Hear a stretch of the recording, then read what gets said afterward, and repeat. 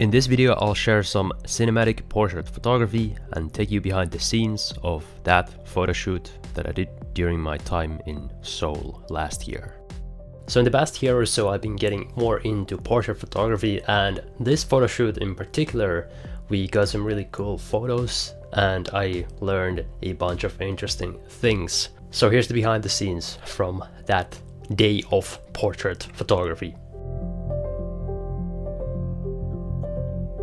We started the photo shoot during the daytime. It was the middle of autumn in Seoul. It was raining, but the sun was also peeking out at times. I've talked about this in my previous vlogs as well. I was really obsessed with the autumn in Seoul, so I wanted to capture it in many different ways, including with a model.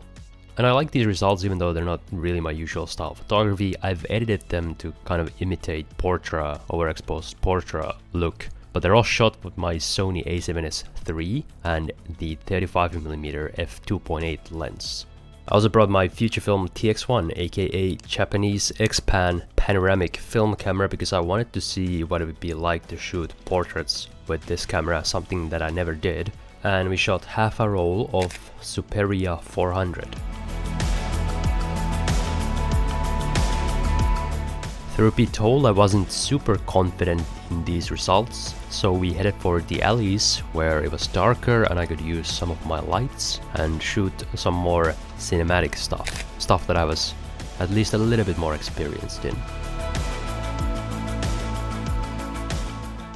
When I share these photos and the behind the scenes stuff on Instagram, I always get questions like, which light do you use, or are you using a light? Sometimes we were just using billboards or natural source of light, but the thing is, it looks exactly the same as using my own lights, and right now I'm literally using the light right there to kind of light up my YouTube set. It's just an LED light with different colors, so RGB LED light. Sometimes people ask me which one I use. Honestly don't remember, I got a couple of different ones. I just ordered them off of Amazon. I'll leave some links in the description because I can go back and check which lights they are, but I think the point is that it's not really even important. That's it, I definitely have a lot more to learn about lighting. Speaking of lighting, at one point the sun came out a lot more, so I whipped out my Ricoh GR1V and took a couple of black and white film portraits.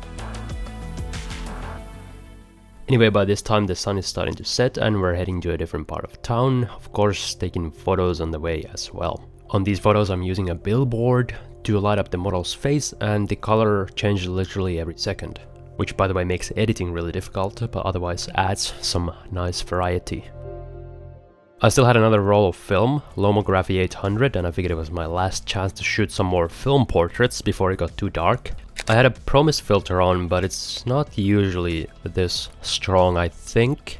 Some additional moisture got on my lens and exaggerated the effect. Interesting results, I don't really know what to think of them, but that's part of the joy of shooting film.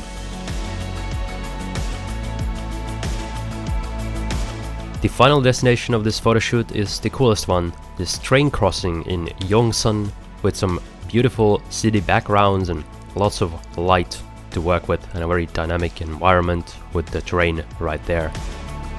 In fact, I found the location so cool that I continued shooting street photos even after the portrait shoot was done. Future video will cover that part, so subscribe if you haven't already if you want to see that as well.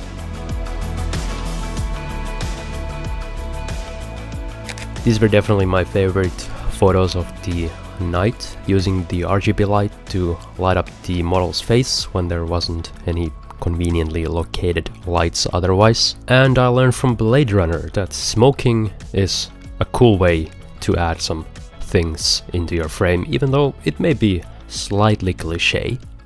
Given that I am new to this form of photography, I'm less opposed to trying out cliche things. So even though some of the stuff we're doing here is maybe a little bit cliche, I'm not the first one who has ever done some of these concepts. That is, I think, an important part of learning, because they are cliches. For a reason, I'm still trying to add a little bit of, at least a little bit of my own spin to them in some ways.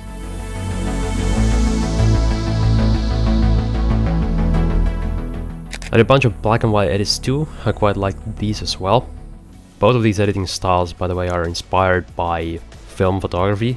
So one of the reasons I like shooting film is because it gives me ideas for editing digital photos as well.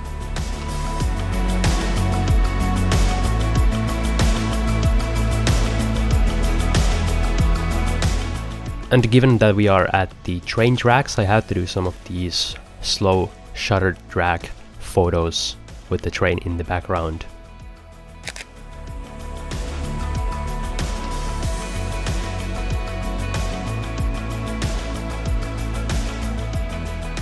The city lights in the background looked cool as well. I kind of want to come back here with the film camera and some CineStill 800T or Kodak Vision 3 500T. And finally, my favorite portrait of the day is this one. It's quite cinematic. He has two different sources of light. He has my RGB and then the signboard, the green signboard to the left, lighting up the model. We got the blurry background with the train, and we have a nice cinematic aspect ratio and a nice expression. So I'm quite happy with this one. And as I mentioned, these edits are inspired by film, so let me do a quick editing breakdown as well. Here you can see the original. This edit is fairly simple. We've only boosted the exposure a little bit, increased highlights, decreased shadows for a lower dynamic range. And by the way, it's shot at 1/10 of a second to get the train in the background to be blurry.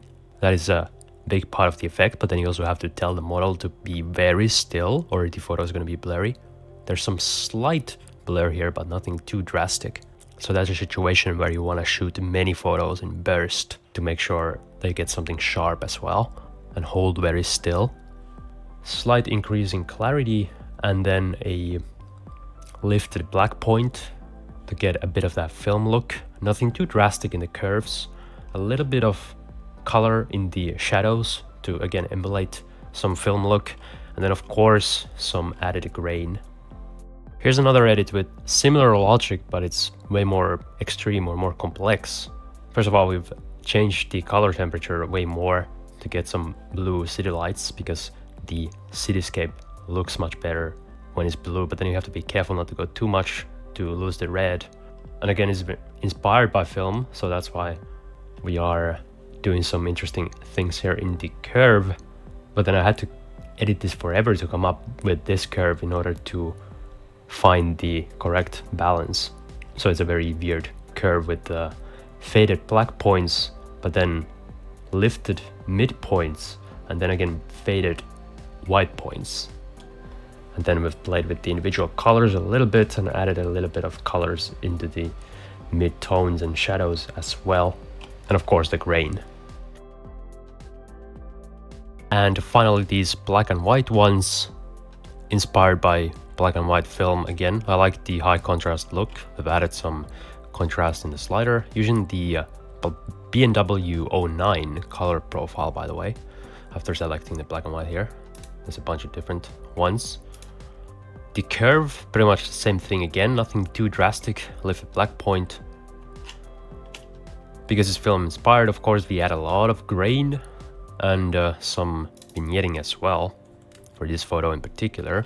We've also added some clarity and some dehaze just to add a different type of contrast, and then played with the sliders a little bit. By the way, here is the original, which I actually kind of like. I forgot to edit this in other colors as well.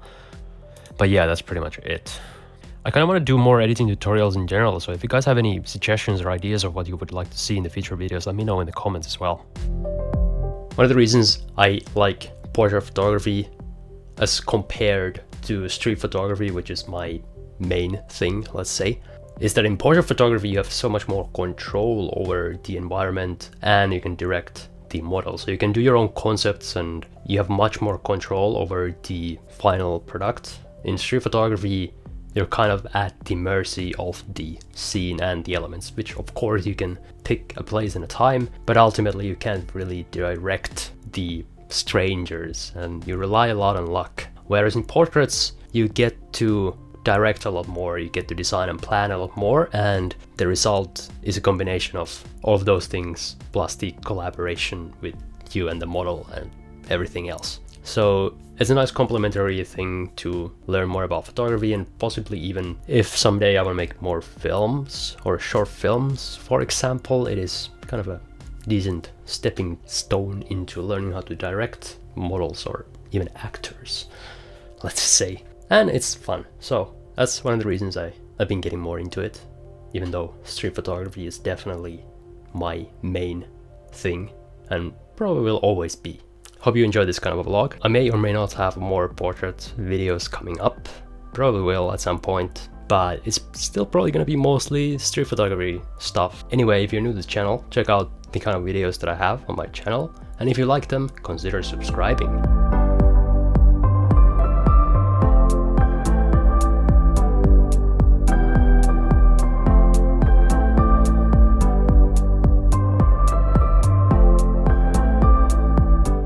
Thank you for watching, and I'll see you next time.